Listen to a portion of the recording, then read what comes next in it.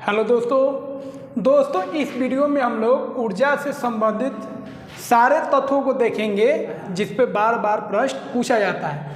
तो ऊर्जा से संबंधित हम लोग थ्योरी को भी देखेंगे और उस पे आधारित जितना भी प्रश्न यूपीएससी में, बीपीएससी में, यूपीपीसीएस में, बिहार दरोगा, ये सब जितना भी एग्जाम है जनरल कंपटीशन का, उन सारे प्रश्नों को हम लोग हल भी करेंगे। ठीक है, तो चलिए हम लोग शुरुआत करते हैं। दोस्तों हम लोग यहाँ पे बात करेंगे ऊर्जा के बारे में। ऊर्जा जो होता है दोस्तों वो दो तरह का होता है, गतिज ऊर्जा और स्थितिज ऊर्जा। उसको हम लोग आगे देखेंगे। पहले हम लोग समझ लेते हैं ऊर्जा होता क्या है। तो देखिए दोस्तों, किसी भी वस्तु की कार्य करने की जो क्षमता होता है उसी को हम लोग बोलते हैं ऊर्जा बोलते हैं। बिना ऊर्जा का कोई हम लोग काम कर ही नहीं सकते। किसी भी काम को करने के लिए ऊर्जा की जरूरत होती है, वो निर्जीव हो तब या सजीव हो तब। ठीक है, अब देखिए, अब ध्यान रखेंगे दोस्तों, ऊर्जा जो होता है, एनर्जी जो होता है, वह एक अदिश राशि होता है। ये वेक्टर क्वांटिटी नहीं होता है, ये स्केलर क्वांटिटी होता है। इसमें कोई डायरेक्शन नहीं होता है, सिर्फ मात्रा होता है। और ध्यान रखेंगे इसका एसआई मात्रक होता है जूल, जिसको इंग्लिश में ऐसे लिखेंगे, और इसका सीजीएस मात्रक होता है अर्ग। ये दोनों को आपको डायरेक्टली याद रखना है, इस पे बार बार प्रश्न पूछा गया है। उसके बाद दोस्तों ऊर्जा का कुछ और इकाई होता है जिसको आपको याद रखना है, जिस पे बार बार प्रश्न पूछा जाता है। यहाँ पे आपको वही बता रहे हैं जो एग्जाम में आता है, फालतू का चीज यहाँ पे आपको हम नहीं बताएंगे। ठीक है, अब देखिए कौन कौन इकाई है। एक जूल है, जे से डिनोट करेंगे। एक अर्ग है, ERG से डिनोट करेंगे। कैलोरी है, CAL से डिनोट करेंगे। इलेक्ट्रॉन वोल्ट है, EV से डिनोट करेंगे। किलोवाट घंटा है, KWH से डिनोट करेंगे। तो जितना भी ये इकाई देख रहे हैं, ठीक है, ये सब किसका इकाई है? सब ऊर्जा का इकाई है। ठीक है, तो सबका इस्तेमाल होता है और इस पे प्रश्न पूछे जाते हैं। तो सबसे पहले दोस्तों याद रखना है, कैलोरी जो है सबसे बड़ा यूनिट होता है किसका? ऊर्जा का, जो हम लोग इस्तेमाल करते हैं। एक कैलोरी में 4.18 जूल होता है, जिसको 4.2 भी लिख सकते हैं लगभग में। एक जूल में 10 का पावर 7 अर्ग होता है, और 1 किलोवाट घंटा में 3.6 गुना 10 का पावर 6 जूल होता है। और किलोवाट को हम लोग ऐसे डिनोट करेंगे। एक इलेक्ट्रॉन वोल्ट में 1.6 गुना 10 का पावर -19 जूल होता है। तो इस सब को आपको ध्यान रखना पड़ेगा। इसको आप आसानी से बदल भी सकते हैं, और जब उल्टा पूछेगा तो इससे क्या करेंगे, भागा दे देंगे तो आ जाएगा। ठीक है, तो 1 किलोवाट याद रखें, बहुत इंपोर्टेंट है, ये बार बार पूछता है। तो ये और ये जो है बहुत इंपोर्टेंट है, ये बार बार प्रश्न पूछा जाता है।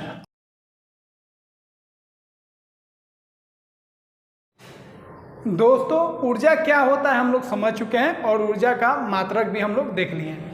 अब हम लोग देखेंगे ऊर्जा के प्रकार। तो ऊर्जा जो हम लोगों को बार बार पूछा जाएगा वो यांत्रिक ऊर्जा से संबंधित पूछा जाता है। यांत्रिक ऊर्जा क्या है? तो वह ऊर्जा जिससे कोई वस्तु यांत्रिक काम करता है, उस ऊर्जा को हम लोग बोलते हैं यांत्रिक ऊर्जा। यांत्रिक ऊर्जा को ध्यान रखना है, गतिज ऊर्जा और स्थितिक ऊर्जा को मिला देंगे तो हम लोग उसको क्या बोलेंगे? यांत्रिक ऊर्जा बोलेंगे। जिसमें बॉडी इन्वॉल्व हो, जिसमें कोई वस्तु चल रहा है या रुका हुआ है, वो काम कर रहा है, उसी को हम लोग क्या बोलेंगे? यांत्रिक। काम करेगा तो उसमें जो ऊर्जा होगा उसको क्या बोलेंगे? यांत्रिक ऊर्जा बोलेंगे। यांत्रिक ऊर्जा जो होगा दो तरह का हो जाएगा, एक गतिज ऊर्जा और एक स्थितिक ऊर्जा। दोनों को मिला के हम लोग बोलेंगे यांत्रिक ऊर्जा बोलेंगे। जैसे कुछ एग्जाम्पल आपको बताते हैं। तो देखिए गतिज ऊर्जा क्या होता है, पहले उसको समझ लीजिए। तो वस्तु की वह ऊर्जा जो उसकी गति के कारण आती है। तो गति के कारण अगर किसी वस्तु में ऊर्जा आ रहा है तो उस ऊर्जा को हम लोग बोलेंगे गतिज ऊर्जा। नाम ही है गतिज ऊर्जा, गति करने से जो ऊर्जा आ रहा है। ठीक है, तो गति करने से जो ऊर्जा आएगा उसको हम लोग क्या बोलेंगे? गतिज ऊर्जा बोलेंगे। और स्थितिक ऊर्जा, स्थिति में बदलाव के कारण, तो स्थिति में बदलाव के कारण अगर वस्तु में जो ऊर्जा आ रहा है उस ऊर्जा को हम लोग बोलेंगे स्थितिक ऊर्जा। नाम से ही जाहिर है, स्थिति में बदलाव होगा, उससे जो वस्तु में ऊर्जा आएगा उसको बोलेंगे स्थितिक ऊर्जा। और गति के कारण जो ऊर्जा आ रहा है किसी वस्तु में तो उसको हम लोग बोलेंगे गतिज ऊर्जा। अब कुछ उदाहरण से हम लोग समझ लेते हैं कौन गतिज ऊर्जा है और कौन स्थितिक ऊर्जा है। उदाहरण से सवाल आता है। अब देखिए गतिज ऊर्जा मतलब गति करने से जो ऊर्जा आ रहा है, जैसे बहता हुआ पानी हो या हवा बह रहा है, उससे जो ऊर्जा आएगा उसको हम लोग क्या बोलेंगे? गतिज ऊर्जा बोलेंगे। और पानी जानते ही है पानी का जो गतिज ऊर्जा होता है वो टरबाइन को नचाता है, उससे बिजली पैदा होता है। तो कोई भी चीज़ बह रहा है, पानी बहे, हवा बहे, उससे जो ऊर्जा होगा उसको ऊर्जा को हम लोग क्या बोलेंगे, उसको बोलेंगे गतिज ऊर्जा। उसके बाद घूमता हुआ पहिया, कोई पहिया या कोई चीज़ घूम रहा है तो उसमें जो ऊर्जा आएगा उसको हम लोग क्या बोलेंगे, उसको बोलेंगे गतिज ऊर्जा। अगला है ऊंचाई से गिरती हुई वस्तु। कोई वस्तु ऊंचाई से गिर रहा है या पानी गिर रहा है या कोई भी चीज़ गिर रहा है तो उस वस्तु के पास कौन सा ऊर्जा होगा, गतिज ऊर्जा होगा। ध्यान रखेंगे गति अगर कर रहा है, पंखा अगर घूम रहा है तो उसमें भी कौन ऊर्जा आ जाएगा, गतिज ऊर्जा आ जाएगा। ठीक है, तो कोई भी चीज़ अगर घूम रहा है, चल रहा है तो उसमें जो ऊर्जा होगा गति करने के कारण होगा, उस ऊर्जा को बोलेंगे गतिज ऊर्जा। अगला है स्थितिक ऊर्जा, जो आपको समझा चुके हैं। स्थिति में बदलाव के कारण जो ऊर्जा आ रहा है वस्तु में उसको बोलेंगे स्थितिक ऊर्जा। जैसे बांध में एकत्र पानी, बांध बना के जो पानी को हम रोके हुए हैं उस पानी में जो ऊर्जा है उस ऊर्जा को हम लोग क्या बोलेंगे, उस ऊर्जा को बोलेंगे स्थितिक ऊर्जा। ठीक है, उसी तरह कोई स्प्रिंग है, उसको या तो नमरा दीजिए या उसको दाब दीजिए। तो स्प्रिंग को नमराने या दाबने से जो ऊर्जा उसमें आ रहा है उस ऊर्जा को हम लोग क्या बोलेंगे, उस ऊर्जा को हम लोग बोलेंगे स्थितिक ऊर्जा। नमरा दीजिए स्प्रिंग को, ठीक है, या उसको दाब दीजिए तो उसमें ऊर्जा आ जाएगा, तो उस ऊर्जा को हम लोग क्या बोलेंगे, स्थितिक ऊर्जा बोलेंगे, क्योंकि उसमें स्थिति को बदल रहा है। ठीक है, स्प्रिंग को ही नहीं नचा के फेंक नहीं रहे हैं, उसको बस उसका स्थिति जो है उसको हम बदल रहे हैं। उसके बाद तीसरा है घड़ी की चाबी। घड़ी में जो चाबी हम लोग देते हैं, ठीक है, उसमें भी जो ऊर्जा होगा वो कौन ऊर्जा होगा, यही होगा स्थितिक ऊर्जा। उसके बाद गद्दा या रबर का जो गद्दा होता है जिस पर हम लोग बैठते हैं, तो बैठते हैं तो धंस जाता है, तो उसमें भी तो ऊर्जा है, वो हम ऊपर कर देता है, धंसता है फिर ऊपर कर देता है, तो उसके अंदर भी स्प्रिंग होता है। तो ये क्वेश्चन पूछा गया है, गद्दा या रबर के जो गद्दा होता है उसका आकार बदलता है, किसके कारण बदलता है, स्थितिक ऊर्जा के कारण बदलता है, क्योंकि उसके अंदर स्प्रिंग होता है, वो दब जाएगा और फिर उसके अंदर एनर्जी आएगा दबने के कारण, तो फिर वो एनर्जी छोड़ेगा तो फिर आपको क्या करेगा, ऊपर उठा देगा। ठीक है, तो ध्यान रखेंगे। अब स्थितिक ऊर्जा का अलग अलग स्वरूप हो सकता है। चुंबकीय ऊर्जा हो तो स्थितिक ऊर्जा होगा, गुरुत्वीय ऊर्जा हो, प्रत्यास्थ मतलब नमरने वाला, दबने वाला, या वैद्युत ऊर्जा हो, सभी ऊर्जा जो होगा किसका स्वरूप होगा, किसका रूप होगा, स्थितिक ऊर्जा का स्वरूप होगा, उसका उदाहरण होगा। तो ये सभी बिंदुओं पर प्रश्न पूछा गया, इसीलिए एक एक बिंदु को आप ध्यान रखेंगे। ठीक है, इस सब पे क्वेश्चन पूछा गया, तो यहाँ पे वही आपको बताएंगे जिस पे प्रश्न बार बार एग्जाम में आता है। ठीक है, उतना ही पढ़े जितना पर प्रश्न बनता हो, जिस पे प्रश्न पूछा जाता हो। तो दोस्तों आप इसका स्क्रीनशॉट लीजिए। अब हम लोग देखेंगे काइनेटिक एनर्जी का सूत्र क्या होता है और उस पर किस तरह का प्रश्न पूछा जाता है। तो इसका आप स्क्रीनशॉट लीजिए, फिर हम लोग आगे बढ़ते हैं। दोस्तों गतिज ऊर्जा क्या होता है और स्थितिक ऊर्जा क्या होता है जान लिए। अब गतिज ऊर्जा पे कुछ और भी प्रश्न पूछे जाते हैं सूत्र पे, उसको हम लोग देख लेते हैं। ठीक है, तो दोस्तों गतिज ऊर्जा मतलब काइनेटिक एनर्जी, इसको शॉर्ट में KE लिखेंगे, काइनेटिक एनर्जी। ठीक है, लिखना इससे आसान हो जाएगा। उसका सूत्र होता है हाफ mv²। m जो होता है दोस्तों मास होता है, द्रव्यमान होता है, और v जो होता है दोस्तों वेलोसिटी होता है। तो दोस्तों मास और वेलोसिटी मतलब द्रव्यमान और वेग उस वस्तु का होता है। तो कोई वस्तु अगर चल रहा है तो उसका द्रव्यमान कितना है और उसका वेग कितना है। ठीक है, तो दोस्तों ये हो गया मास और वेलोसिटी में। इसको अगर संवेग में लिखना पड़ेगा तो ध्यान रखेंगे दोस्तों, संवेग जो होता है, देखिए संवेग उसका सूत्र होता है मास गुना वेलोसिटी, द्रव्यमान गुना वेग जो आता है उसको संवेग बोलते हैं। ठीक है, इसको कभी पढ़ाएंगे, यहाँ पे ध्यान रखिएगा, इसको P से डिनोट करेंगे। तो अगर काइनेटिक एनर्जी को मास और वेलोसिटी में नहीं लिखना है, संवेग में लिखना है, तो याद रखेंगे P का स्क्वायर मतलब संवेग का स्क्वायर कर देंगे P²। ठीक है, P की तरह दिखता है, इसको हम लोग मोमेंटम बोलते हैं, संवेग बोलते हैं। देखिए संवेग P²/2m। ठीक है, अब कुछ आपको बिंदु ध्यान रखना है जिस पे बार बार प्रश्न पूछा जाता है। रेखीय संवेग किसी वस्तु का दुगुना हो। ठीक है, संवेग क्या किया जाए, दुगुना कर दिया जाए तो काइनेटिक एनर्जी क्या होगा, तो काइनेटिक एनर्जी 4 गुना हो जाएगा। तो रटिएगा तो दिक्कत हो जाएगा, क्योंकि यहाँ पे वैल्यू बदल सकता है, 4 गुना 5 गुना भी कर सकता है। तो देखिए पहले का काइनेटिक एनर्जी का सूत्र क्या है, संवेग बदल रहा है तो संवेग वाला सूत्र लिखिए P²/2m।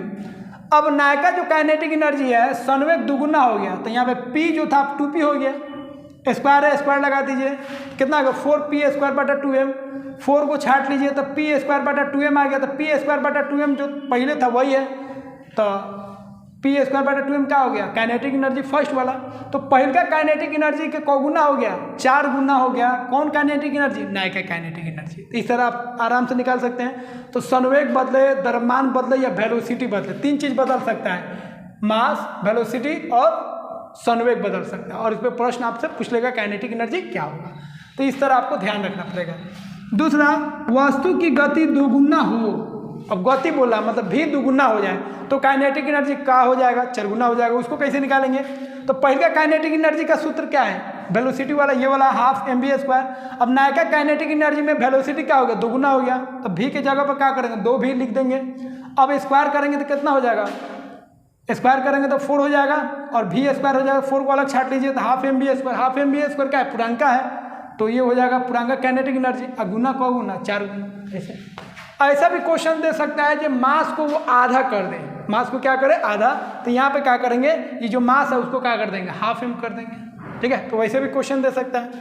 अगला क्वेश्चन है, 2 समान द्रव्यमान की वस्तुओं की गतिज ऊर्जा का अनुपात। गतिज ऊर्जा का अनुपात 4:9 है। तो आपको बताना है उसका वेग का अनुपात क्या होगा। तो मान लीजिए एक का काइनेटिक एनर्जी है ke1 और एक का काइनेटिक एनर्जी है ke2। कितना अनुपात है, 4:9। काइनेटिक एनर्जी का फॉर्मूला क्या हो जाएगा, ½ mv²। मास सेम है तो mm कर दीजिए और वेग दोनों का अलग अलग है। तो एक का वेग v1 और एक का है v2।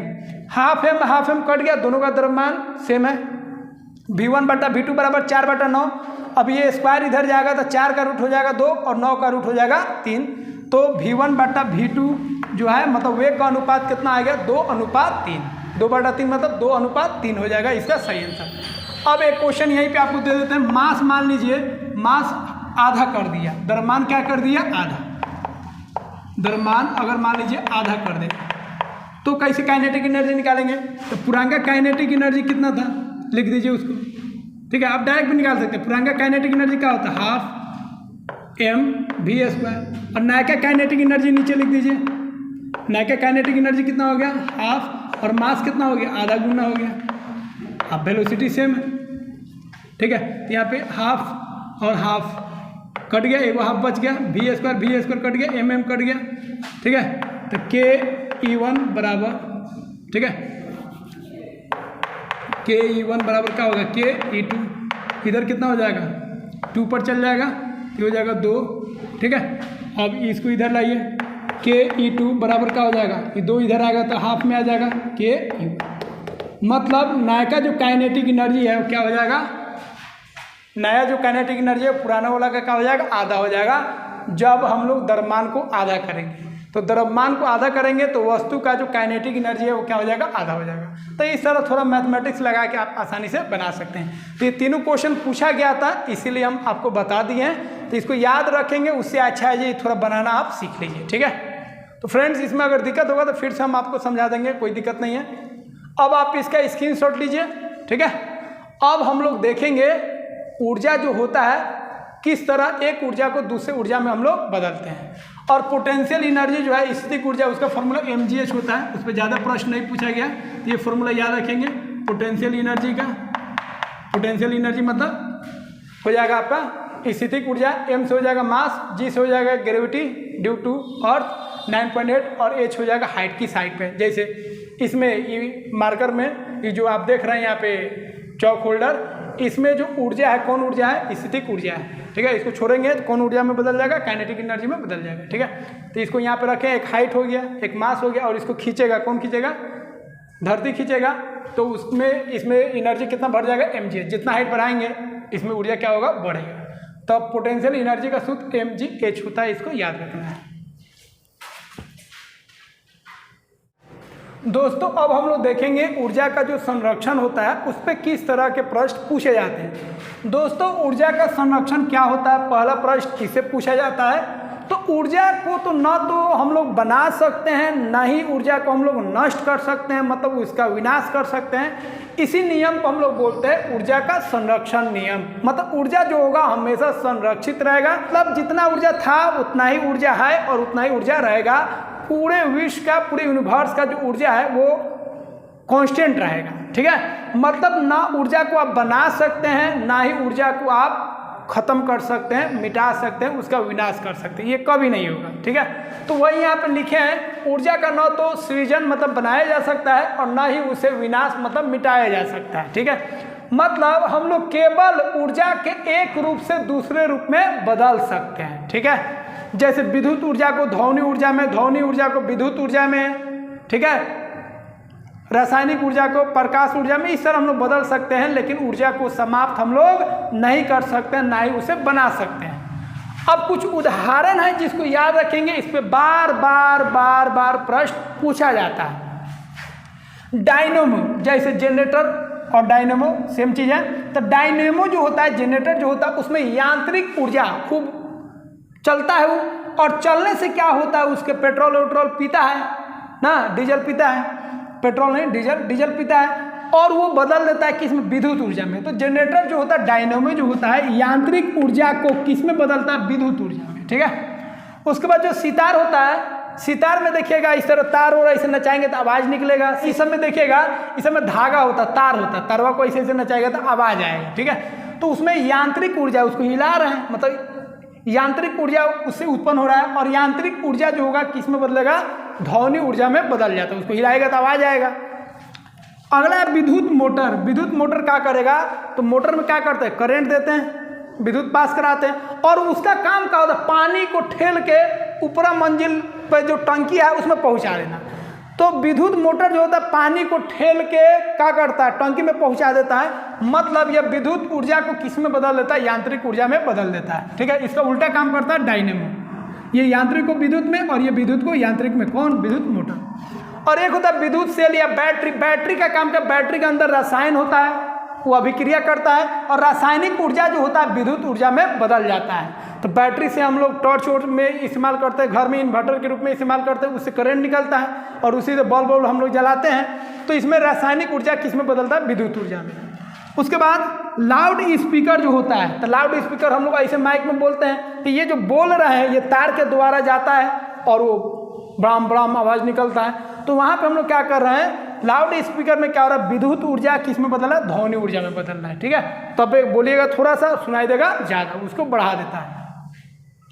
विद्युत बल्ब या ट्यूब लाइट में क्या होता है, विद्युत देते हैं और इससे क्या निकलता है, प्रकाश निकलता है, रोशनी निकलता है। तो विद्युत ऊर्जा किस में बदलता है, उष्मा या प्रकाश में, ठीक है। दोस्तों मोमबत्ती जो होता है उसमें रसायन होता है, ठीक है। तो वो रसायन जलता है, ठीक है, और उससे क्या निकलता है, उष्मा और प्रकाश। तो रासायनिक ऊर्जा किस में बदल रहा है, उष्मा और प्रकाश में। उसके बाद माइक्रोफोन जो हम लोग इस्तेमाल करते हैं, जो अभी हम ये माइक्रोफोन इस्तेमाल कर रहे हैं, उसमें क्या होता है, ये जो ध्वनि बोल रहे हैं ये तार के द्वारा जा रहा है, ठीक है, विद्युत होके जा रहा है। तो ये ध्वनि जो होता है विद्युत ऊर्जा में बदल जाता है। तो माइक्रोफोन जो होता है ध्वनि ऊर्जा को किस में बदलता है, विद्युत ऊर्जा में बदलता है। दोस्तों सब में ऊर्जा नहीं लिखे हैं क्योंकि जगह कम था, इसके लिए क्षमा कीजिएगा, ठीक है। तो यहाँ पे डायरेक्ट हम लिख दें, इसको याद रखना है, नीचे सब में ऊर्जा लिखा हुआ है, यांत्रिक ऊर्जा, विद्युत ऊर्जा, यांत्रिक ऊर्जा, ध्वनि ऊर्जा, ठीक है। अब इस सब पे प्रश्न बार बार पूछा गया, इसीलिए आप इसको ध्यान से याद रखेंगे, ठीक है दोस्तों। तो दोस्तों यहाँ पे हम लोग ऊर्जा से संबंधित जितने भी तथ्य थे और जिस पे प्रश्न बार बार पूछा जाता है, सारे प्रश्नों के यहाँ पे हम बता चुके हैं, एक भी प्रश्न हम नहीं छोड़े हैं। दोस्तों यहाँ पे हम आपके लिए साइंस का बहुत ही बेस्ट कॉन्सेप्ट ला रहे हैं, थ्योरी है, MCQ है, वन लाइनर है, सारा चीज़ आपको प्रोवाइड कर रहे हैं जिससे आपका साइंस का लेवल बेस्ट हो सके। तो यह जो सीरीज स्टार्ट किए हैं यह आपको काफ़ी अच्छा लग रहा है, और इसी तरह इस चैनल को सब्सक्राइब कीजिए, वीडियो को लाइक कीजिए और आप हमें सपोर्ट करते रहिए। मिलते हैं दोस्तों अगले वीडियो में एक नए टॉपिक के साथ। जय हिंद दोस्तों, गुड नाइट।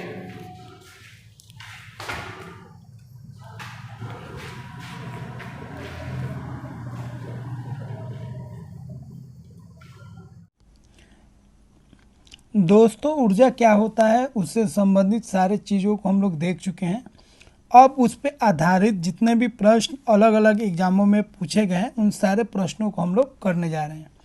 पहला प्रश्न है डायनेमो परिवर्तित करता है। तो दोस्तों डायनेमो क्या करता है आपको बता चुके हैं, यह यांत्रिक ऊर्जा को विद्युत ऊर्जा में बदलता है। तो ऑप्शन सी सही हो जाएगा।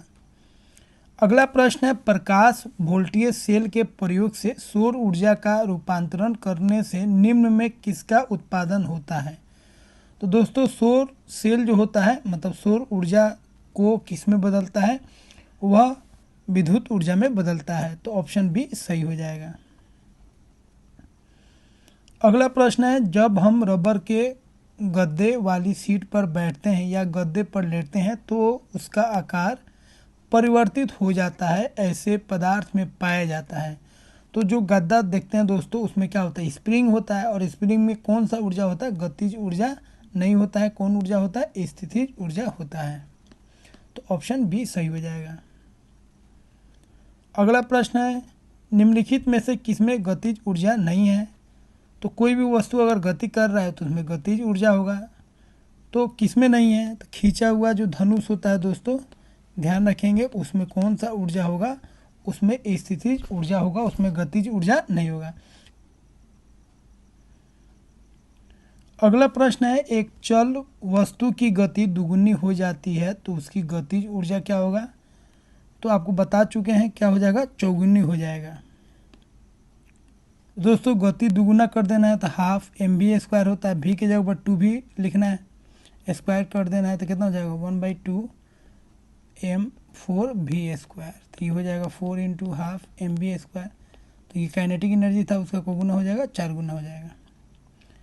अगला प्रश्न है, एक कण का द्रव्यमान m तथा संवेग p है तो इसकी गतिज ऊर्जा होगी। तो आपको बता चुके हैं गतिज ऊर्जा क्या होगा, p²/2m। तो कौन ऑप्शन सही हो जाएगा, डी ऑप्शन सही हो जाएगा, p²/2m। अगला प्रश्न है, स्वचालित कलाई घड़ियों में ऊर्जा मिलती है तो ऊर्जा कहाँ से मिलती है। तो सही आंसर हो जाएगा ऑप्शन डी, हमारे हाथ के विभिन्न संचालन से। अगला प्रश्न है, यदि किसी गतिमान पिंड का रेखीय संवेग किसी बल के अनुप्रयोग द्वारा दुगुनी हो जाए तो उसकी गतिज ऊर्जा होगा।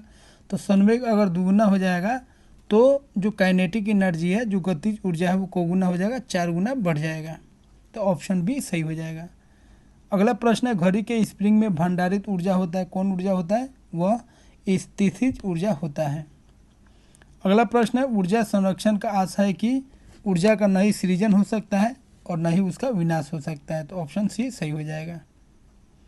अगला प्रश्न है, हवाओं की ऊर्जा होती है तो हवा के पास कैसा ऊर्जा होगा, तो केवल गतिज ऊर्जा होगा। अगला प्रश्न है, वायु शक्ति ब्रैकेट विंड पावर में ऊर्जा का कौन सा रूप विद्युत ऊर्जा में परिवर्तित होता है। तो गतिज ऊर्जा को हम लोग किस में बदल देते हैं, विद्युत ऊर्जा में। तो वायु का जो गतिज ऊर्जा होता है उसको हम लोग विद्युत ऊर्जा में बदल देते हैं। अगला प्रश्न है, एक ट्रक, एक कार और एक मोटरसाइकिल की गतिज ऊर्जाएं समान है। यदि समान अवरोधक बल लगाए जाए और वे क्रमशः x, y और z दूरी पर रोके गए तो दोस्तों अगर किसी भी वस्तु का, 3 वस्तुएं ट्रक, कार और मोटरसाइकिल, तीनों का काइनेटिक एनर्जी समान है, गतिज ऊर्जा समान है, तो उनको अगर हम लोग ब्रेकर द्वारा, मतलब किसी बल द्वारा रोकेंगे तो समान दूरी तय करेंगे। तो x, y और z क्या हो जाएगा, बराबर हो जाएगा। अगला प्रश्न है, 2 समान द्रव्यमान की वस्तुओं की गतिज ऊर्जा का अनुपात 4:9 है तो उनके वेगों का अनुपात क्या होगा। तो गतिज ऊर्जा का अनुपात कितना है, एक का इतना हो गया, एक का v2 मान लीजिए, 4:9, ठीक है, mm कट गया तो v1/v2 का हो जाएगा 4 का रूट 2, 9 का रूट 3। तो दोनों का वेगों का अनुपात कितना हो जाएगा, 2:3 हो जाएगा। तो कौन हो जाएगा, बी ऑप्शन सही हो जाएगा, ये ऑलरेडी हम बता चुके हैं।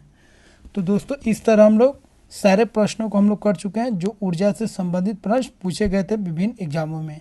आशा करते हैं दोस्तों यह वीडियो आपको काफ़ी अच्छा लगा होगा, और अभी तक आप इस चैनल को सब्सक्राइब नहीं किए तो सब्सक्राइब कीजिए और बेल आइकन को भी आप प्रेस कर दीजिए ताकि इसका नोटिफिकेशन आप तक पहुँचते रहे जब जब मैं वीडियो बनाऊँ। तो मिलते हैं दोस्तों अगले वीडियो में।